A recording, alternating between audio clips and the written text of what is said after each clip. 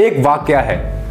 आपकी अदालत कार्यक्रम में रजत शर्मा ने जब इनसे उनकी 2 शादियों के बारे में सवाल किया तो उनका जवाब था, हाँ मेरी 2 बीवियां हैं और दोनों तुम्हारी 1 बीवी से ज़्यादा खुश हैं। नमस्कार, मेरा नाम है हेमंत और आप देख रहे हैं द फोर्थ पिलर। एक पुराने जर्जर पुल के किनारे एक लड़का बैठा है। आशिकों का पुल कही जाने वाली ये जगह कितनी ही प्रेम कहानियों के अंत की गवाह रही है। ये लड़का किसी हार्डमास की प्रेमिका के लिए नहीं, बल्कि वो जो पढ़ना चाहता है उसके पिता द्वारा उसे वो न पढ़ने देने के कारण दुखी है।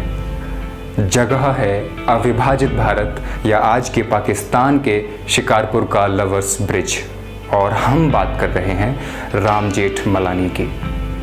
सुप्रीम कोर्ट के वरिष्ठ वकील राम जेठमलानी का 95 साल की उम्र में निधन हो गया।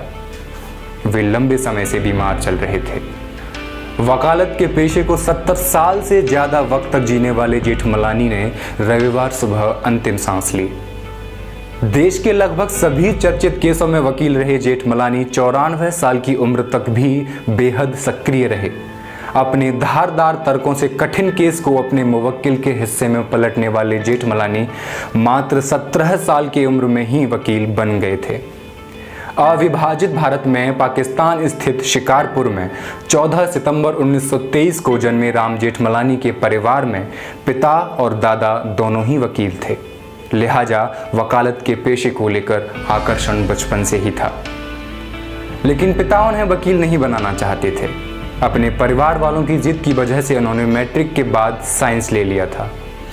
लेकिन राम जेठमलानी पिता के इस फैसले से खुश नहीं थे। शिकारपुर में एक लवर्स ब्रिज था, जहां वैसे लोग जाते थे जो अपने मोहब्बत में नाकामयाब होते थे। राम जेठमलानी भी वहां पहुंचते थे क्योंकि उन्हें कानून से प्यार था और मजबूरी में साइंस पढ़नी पड़ रही थी। पढ़ने में बेहद मेधावी रहे जेठमलानी ने दूसरी, तीसरी और चौथी कक्षा की पढ़ाई 1 साल में ही पूरी कर ली थी और मात्र 13 साल की उम्र में मैट्रिक पास कर गए थे। जब उनकी उम्र 17 साल की हुई तब वह वकालत की डिग्री हासिल कर चुके थे, लेकिन उन दिनों नियम के हिसाब से प्रैक्टिस करने की न्यूनतम उम्र 21 वर्ष रखी गई थी। जेठमलानी के विशेष योग्यता को देखते हुए इस उम्र सीमा में छूट दी गई। विभाजन के बाद जब पाकिस्तान में लगातार हालत खराब होने लगे तो राम जेठमलानी के एक दोस्त ने उन्हें भारत जाने की सलाह दी। हालांकि वह भारत आना नहीं चाहते थे, लेकिन अपने दोस्त की सलाह मानकर भारत पहुंच गए। मुंबई आकर थोड़े दिनों तक उन्होंने रिफ्यूजी का जीवन जिया। उन दिनों भारत सरकार ने शरणार्थियों के लिए 90 से ज़्यादा कॉलोनियां बनाई थीं। इन्हीं में से एक घर जेठमलानी के हिस्से आया। जिंदगी में थोड़ी स्थिरता आई तो वकालत के करियर की शुरुआत हुई। पहली बार उन्होंने उस दौर के सबसे चर्चित केस KM नानावती बनाम महाराष्ट्र सरकार का केस लड़ा। नानावती नौसेना का एक अधिकारी था। उसने अपनी पत्नी के प्रेमी की हत्या कर दी थी। इस मामले को मीडिया ने जबरदस्त हवा दी थी और यह उस दौर का सबसे चर्चित मामला बन गया। उस वक्त भारत में जूरी द्वारा भी फैसले दिए जाते थे। जूरी ने नानावती को हत्या के इस मामले में दोष मुक्त करार दे दिया था। बाद में यह मसला महाराष्ट्र उच्च न्यायालय के आदेश पर दोबारा शुरू किया गया। राम जेठमलानी ने नानावती के खिलाफ पैरवी की। उनके विरुद्ध उस जमाने के मशहूर वकील यशवंत चंद्र चूड़ थे, लेकिन राम जेठमलानी की जीत हुई। इसके बाद नानावती को न सिर्फ आजीवन कारावास की सजा सुनाई गई, बल्कि तब से भारत में जूरी की व्यवस्था भी समाप्त कर दी गई। 1959 के इस केस ने उन्हें वकालत की दुनिया में रातों रात स्टार बना दिया। फिर उन्होंने 1960 में तस्करों के पक्ष में केस लड़ा। हाजी मस्तान के केस में उन्हें जीत हासिल हुई, लेकिन उन्हें तस्करों का वकील कहा जाने लगा।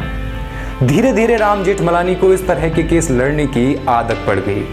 चाहे वह इंदिरा गांधी व राजीव गांधी के हत्या आरोपी के पक्ष में केस लड़ने की बात हो या फिर छात्रा यौन शोषण मामले में आसाराम के वकील के रूप में। राम जेठमलानी इसके पीछे तर्क देते हैं कि ट्रायल के पहले किसी को दोषी मान लेना कानून का अपमान है और यह न्याय की मूल भावना के खिलाफ भी है। जेठमलानी 1971 और 1977 में भाजपा शिवसेना के समर्थन से मुंबई से लोकसभा चुनाव जीतकर सांसद चुने गए। बाद में 1996 में अटल बिहारी वाजपेयी की सरकार में केंद्रीय कानून मंत्री और 1998 में शहरी विकास मंत्री रहे। एक विवादित बयान के चलते उन्हें भाजपा से बाहर कर दिया गया। इसके बाद जेठमलानी ने वाजपेयी के खिलाफ लखनऊ सीट से 2004 में निर्दलीय कैंडिडेट के तौर पर चुनाव लड़ा। हालांकि वे चुनाव हार गए। जेठमलानी फिर भाजपा में शामिल हुए और पार्टी ने उन्हें 2010 में राजस्थान से राज्यसभा भेज दिया। लेकिन पार्टी के खिलाफ लगातार बयान देने पर उन्हें नवंबर 2012 में 6 साल के लिए पार्टी से निकाल दिया गया। 2016 में लालू यादव की पार्टी ने उन्हें फिर से राज्यसभा का मेंबर बनाया। आज जेठमलानी नहीं रहे, लेकिन शरणार्थी शिविर से वकालत के भगवान तक का उनका सफर शानदार रहा।